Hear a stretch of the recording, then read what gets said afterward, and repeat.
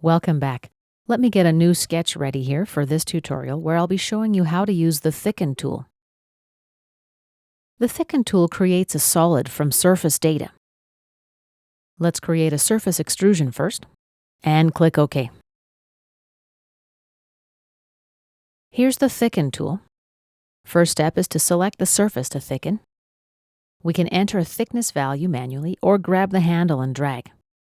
If you want the thicken to occur on both sides, you can use the symmetric option.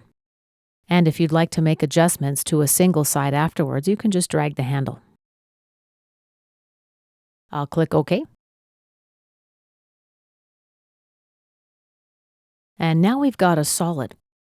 Let's see what happens when I try to offset a solid face. As you see, I can't even select this face. So how can we get around this problem? Well, one way would be to create a zero offset surface. 0 is our value in the offset input field, and click OK. Now let's activate the Thicken command, and I'm able to select the surface I just created. Now we can specify the offset distance or drag the handle. OK. And this concludes our tutorial about the Thicken tool in Inventor Fusion.